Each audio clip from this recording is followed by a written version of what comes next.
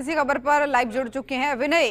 कौन से वो 3 विधेयक थे और विपक्ष का हंगामा रुकने का नाम नहीं ले रहा है?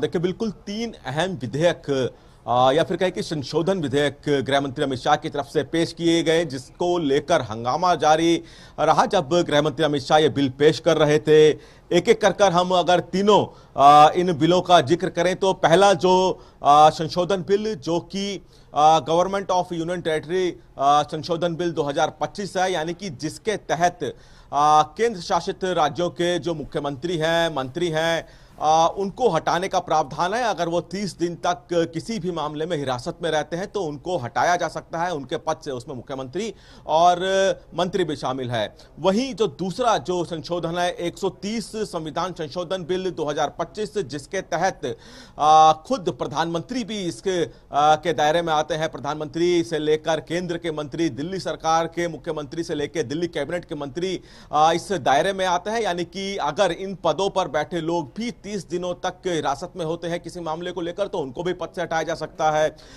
तीसरा जो बिल है जम्मू कश्मीर पुनर्गठन संशोधन बिल, इसके तहत जम्मू कश्मीर के मुख्यमंत्री या फिर जम्मू कश्मीर के जो कैबिनेट के मंत्री हैं वो 30 दिनों तक हिरासत में रहते हैं तो उनको भी हटाने का प्रावधान है।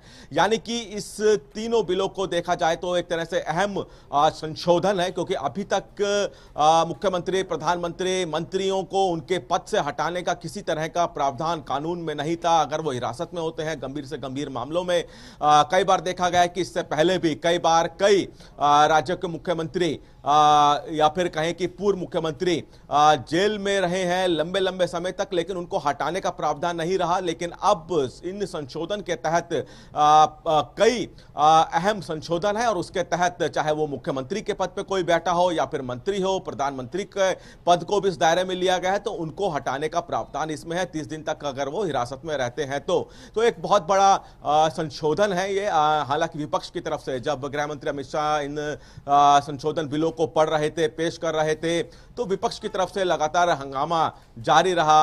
अभी इन तीनों संशोधन बिलों को जेपीसी में यानी कि ज्वाइंट पार्लियामेंट्री कमेटी में भेजा गया है, वहां पर सबसे रायशुमारी होगी। लेकिन बहुत बड़ा संशोधन यहां पे सरकार की तरफ से इन तीनों बिलों को लेकर किया गया है। यानी कि अब प्रधानमंत्री से लेकर किसी राज्य के मुख्यमंत्री और केंद्र के मंत्री से लेकर किसी राज्य के कैबिनेट मंत्री भी अब अगर 30 दिनों तक इस बिल के पास होने जाने के बाद, क्योंकि अभी तक ये बिल पेश किया गया है, फिर जेपीसी के पास गया है, जेपीसी में सबकी रायशुमारी होगी, फिर राज्यसभा भेजा जाएगा और उसके बाद राष्ट्रपति के पास भेजा जाएगा। लेकिन अब ये बिल जब पेश किया गया है तो लाजमी है कि एक तरह से सरकार की तरफ से कोशिश है कि जो भी आपराधिक हो उसको सजा मिले। 30 दिन तक कोई भी हिरासत में रहता है चाहे वो किसी संवैधानिक पद पर क्यों ना हो, उनको हटाने का प्रावधान इन बिल के तहत रखा गया है। जी बिल्कुल विनय। और इससे पहले जब आम आदमी पार्टी के जो नेता है वो लगातार भ्रष्टाचार के आरोप में जेल गए थे, चाहे वो उस समय के मुख्यमंत्री की बात करें अरविंद केजरीवाल या उनके अन्य कैबिनेट मंत्रियों की बात करें, तो उस समय में अगर ये नियम लागू होता तो वहां पर ये बेहतर तरीके से लागू हो सकता था।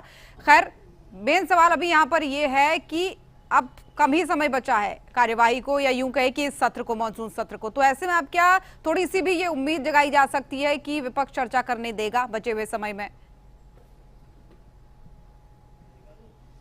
देखिए, चर्चा की बात की जाए, चूंकि संशोधन बिल को टेबल किया गया है, जेपीसी के पास भेजा गया है, जेपीसी में इसको लेकर चर्चा होगी। यानी कि अभी चूंकि मानसून सत्र की अवधि ज़्यादा नहीं है, 21 तारीख को आखिरी यानी कि कल आखिरी दिन है मानसून सत्र का, और ऐसे में अब चूंकि जेपीसी में भेजा गया है, जेपीसी की जो गठित होगी, जो जेपीसी के सदस्य होंगे वो आपस में रायशुमारी करेंगे। जेपीसी के जो सदस्य होंगे, जब जेपीसी बनाई जाती है तो उसमें सभी राजनीतिक दलों के जो सांसद होते हैं उनको शामिल किया जाता है। तो अब जब इसकी जेपीसी पे भेजा गया है तो सभी राजनीतिक दलों के चूंकि उसमें शामिल रहेंगे, तब उनकी तरफ से रायशुमारी होगी और उसके बाद जेपीसी कमेटी की तरफ से अपनी रिपोर्ट संसद में रखी जाएगी। जी ठीक है विनय, बहुत धन्यवाद आपका तमाम जानकारियां साझा करने के लिए।